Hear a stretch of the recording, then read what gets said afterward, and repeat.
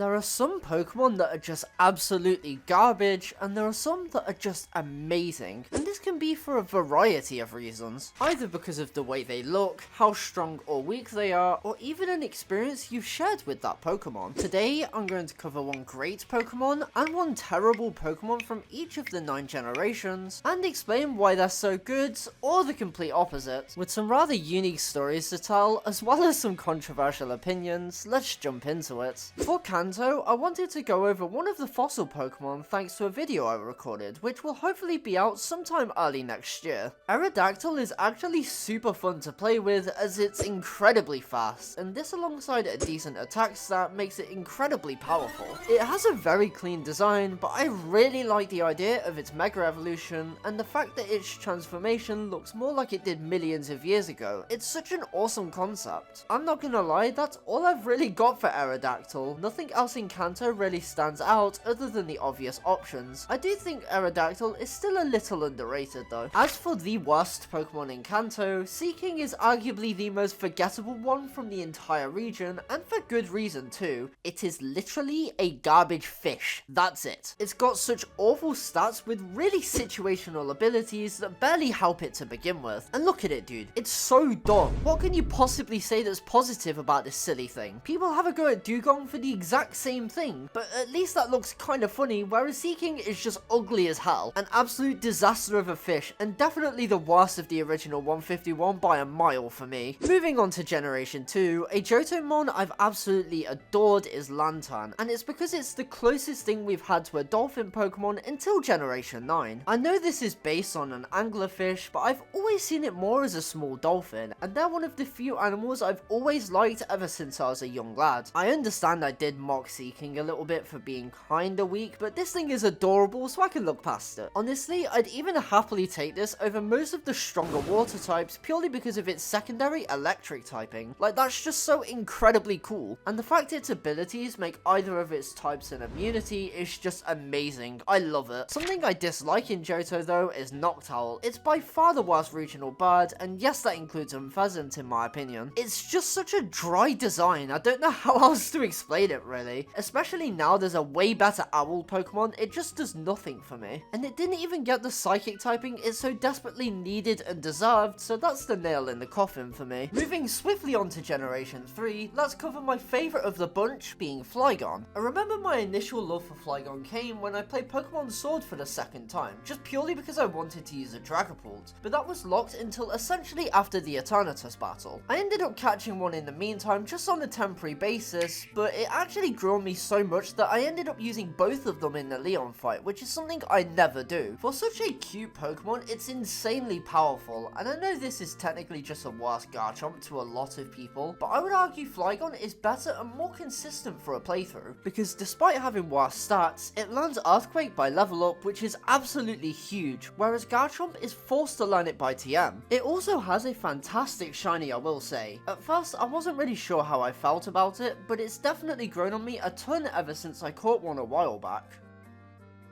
Oh my god! Let's go, dude!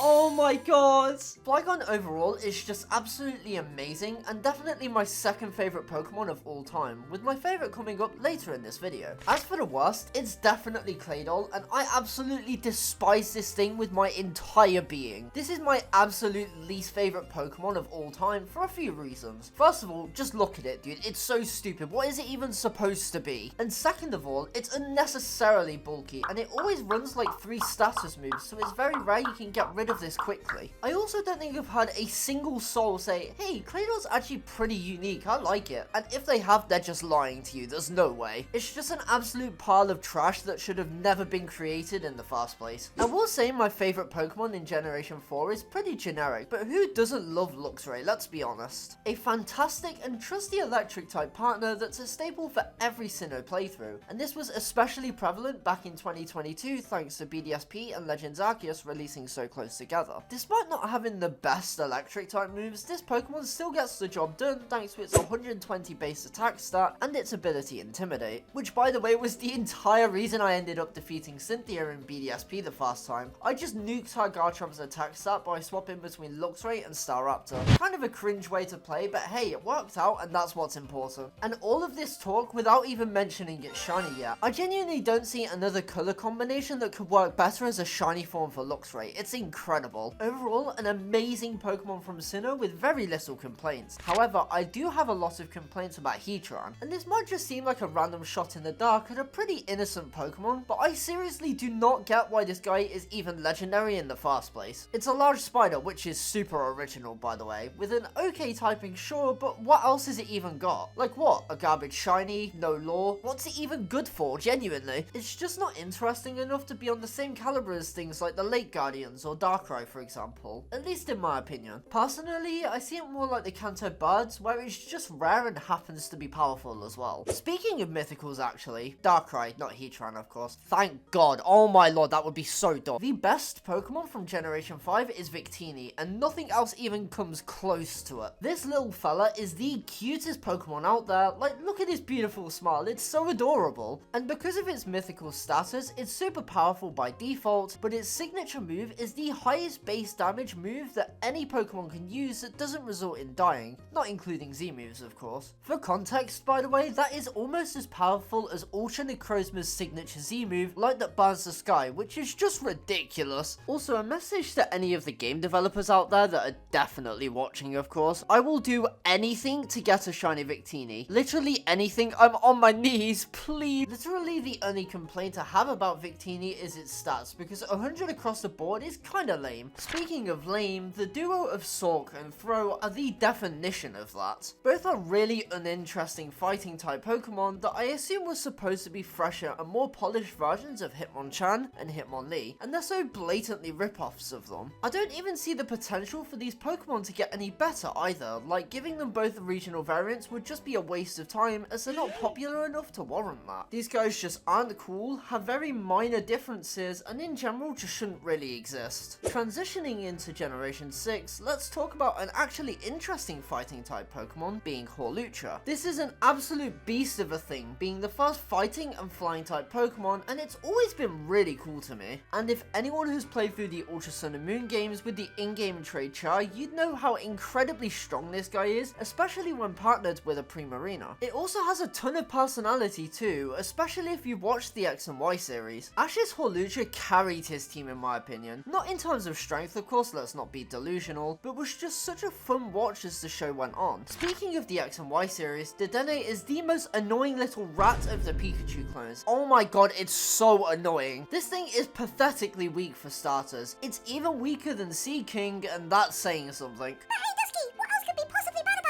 Well, it's similar to Claydol, but it's even faster and can deal damage whilst paralyzing you. I wish I could just stomp on its stupid head and wipe out the entire species. It sucks so much. What doesn't suck is Generation 7. Far from it actually, but that's a conversation for another time. And you can probably imagine what my favorite Pokemon from this generation is, based on a few things scattered throughout the video. But I'm actually not going to talk about Lycanroc too much because it's pretty obvious. So instead I'm going to talk about my boy Crabominable, which I understand is a very unpopular opinion because a lot of people just think he's ugly and don't give the guy a chance. But I've always had a soft spot for this goofy lad. He might have zero thoughts going through his head and be a bit slow, but this guy hits like an absolute train and has a really cool type combination in my opinion. But it's the design what everyone dislikes, right? Well, honestly, I get he's got the Trump special haircut with a silly face, but I think it's severely overhated. However, I do really like its color scheme and I think the handprints are a really interesting idea. Moving on to the worst, I know I'm biased, but I don't really dislike any Pokemon in Alola, but if I had to pick one Pokemon as the worst, I'd definitely go with Pyukumuku. It's like Wobbuffet, and if you fight a special attacker, you're literally just cooked, unless it dies to toxic damage anyway. Pyukumuku just has a really dull playstyle that I'd never even want to try out even for a joke. The best Galarian Pokemon is actually the second fossil Pokemon on this list, of course being Dracovish. Ever since its debut in Pokemon Journeys, I love this derpy fella, and I didn't actually realize for for a good while how strong it was either. For those who don't know, if you're able to outspeed your opponent with a Dracovish that has the ability Strong Jaw and use Vicious Rends, this thing is absolutely brutal. And surprisingly, this guy has a ton of coverage it can land, which will allow you to come prepared for essentially any situation. As for the worst in Generation 8, it's actually its counterpart Arctovish, and this thing isn't really bad, it's just super forgettable. It's still got the derpy side that Dracovish has and is more bulky, but the entire point of its signature move requires it to outspeed to get off damage, and this thing is really slow. I just don't really understand why you would ever use Arctovish over Dracovish, unfortunately. Finally, let's talk about the best Pokemon in Generation 9, and surprisingly, my pick isn't actually from Paldea, it's from Kitakami. The storyline Ogerpon gives really touched me, and I had an amazing experience with it, and low-key, I love that we unintentionally steal such a strong Pokemon from Kieran, which makes him turn into a beast later on. It's such a precious and cute Pokemon that really grew on me, and that's not even the best part about Ogerpon either. I love the idea behind the mask changing the type of its signature move, Ivy Cudgel, and it's so incredibly fun to play around with. My personal favourite is the fire type mask, as I've always liked the idea of a grass fire type. On the other hand, I decided on the worst grass and fire type Scovillain as my least favourite in Generation 9. This thing is just so underwhelming, it's crazy. We waited an entire lifetime for a grass and fire type just for it to be pathetically weak and get replaced not even a generation later. Its stats are also quite stupid for a modern Pokemon, as both of its attack stats are equal, so it doesn't really stand out in either category. Also, its shiny is kinda stinky. Those were my picks for the best and worst Pokemon of every generation. Feel free to leave your opinions in the comments section, as I'd love to hear your thoughts, and I'll catch you guys in a bit.